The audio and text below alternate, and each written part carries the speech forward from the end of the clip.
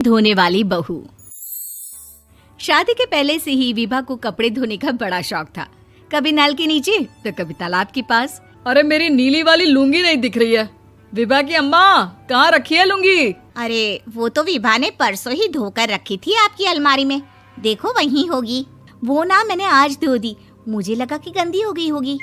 अरे कैसे गंदी हो गई थी, उसे तो मैंने पहना भी नहीं। हे भगवान, इस लड़की के कपड़े धोने की आदत से परेशान हो गया हूँ मैं।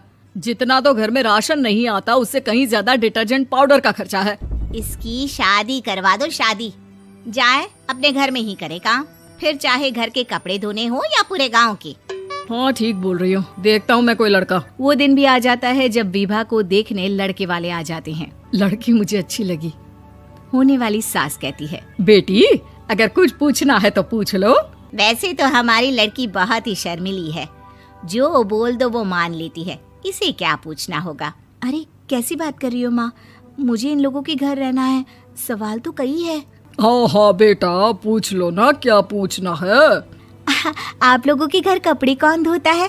सास का मुंह बन जाता है। देखो अगर तुम ये कहना चाहती हो कि तुम्हें कपड़े धोने नहीं आते तो सुन लो, कपड़े मैं ही धोती हूँ, लेकिन तुम्हारे आ जाने के बाद मैं रुमाल तक नहीं धोऊंगी। अरे चुप रहना भाग्यवान, बहू बेचारी घर आई नहीं, उसे डराना शुरू कर दिया।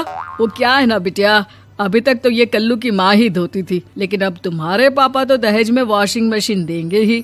तभी विभा की माँ बोल पड़ती है, सवाल भी पूछा तो क्या। वैसे भाई साहब, मशीन की तो फिर भी कपड़े धोने की कैपेसिटी होती है। मतलब जो बिटिया दे रहे हैं ना विभा, इसे कपड़े धोने का बहुत शौक है। ये आप लोगों के क्या, आस पड़ोस गांव मोहल्ले सबके कपड़े धो दे और उफ तक ना करे।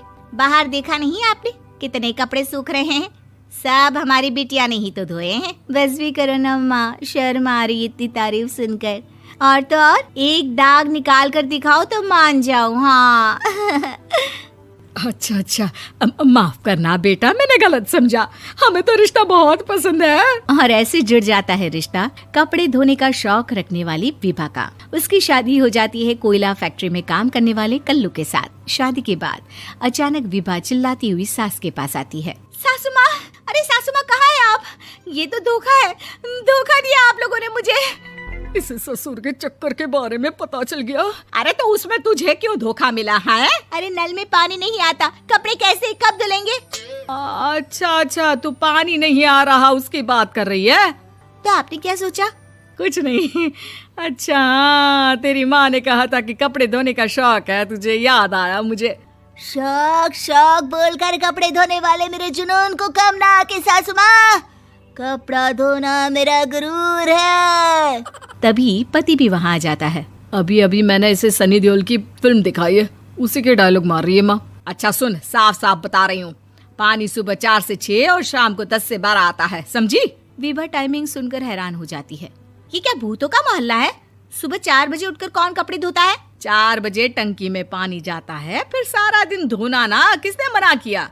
अरे कैसी बात कर रही हैं? 200 लीटर की टंकी में कितने कपड़े धो लूंगी मैं, सुबह ही उठ जाऊंगी मैं। अब क्या था, विभा सुबह 4 से लेकर रात के 12 बजे तक कपड़े ही धोती रहती। एक रोज सास पड़ोस से निकलकर कहीं जा रही होती है कि साथ वाली कहती है, हाँ कल्लू की माँ, जरा ये बताओ कि 2 साड़ी है, 2 ब्लाउज और एक पेटीकोट और एक नाड़े वाला लंबा कच्छा।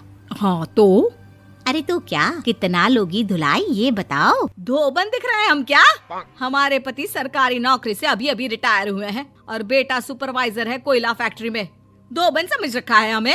हाय रे कल्लू की अम्मा, माफ कर दो, वो तो मोहल्ले में यही सब बता रहे थे कि तुमने बहू को कपड़ा धुलवाने के काम में लगा दिया है। सास को पड़ोसन की बात सुनकर गुस्सा आ जाता है। वो घर पहुंचती है जहां घर के बाहर ही इतने सारे कपड़े सूख रहे होते हैं जितने कि किसी धोबन के घर पर। अरे ओ कल्लू की दुल्हन, बाहर निकल।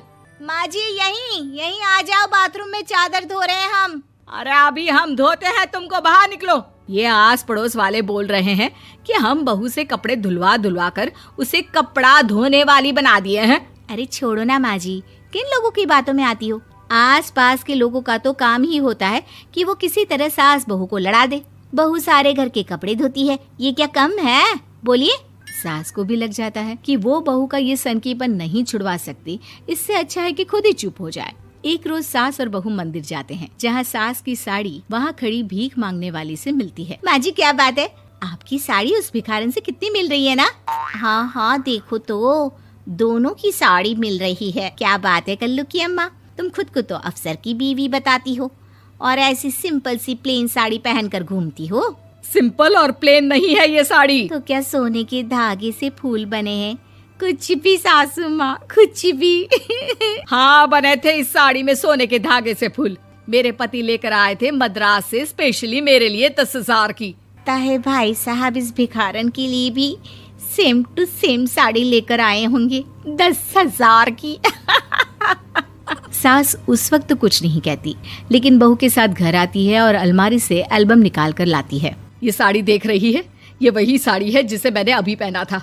इस साड़ी में ये जो चमकदार फूल दिख रहे हैं ना, ये सोने के धागों से काढ़े गए हैं। लेकिन तू लोकल वॉशिंग मशीन ब्रश से घिस घिस कर सारे फूलों को निकाल कर साड़ी प्लेन कर दी। मुझे माफ कर दीजिए सासू माँ। और तो और, जब मैंने तुझे तेरी गलती के लिए कुछ नहीं कहा, लेकिन तूने तो सबके सामने मेरा मजाक ही बना दिया। क्यों? बहू को समझ में आ जाता है कि अब से उसका कपड़े धोना बंद।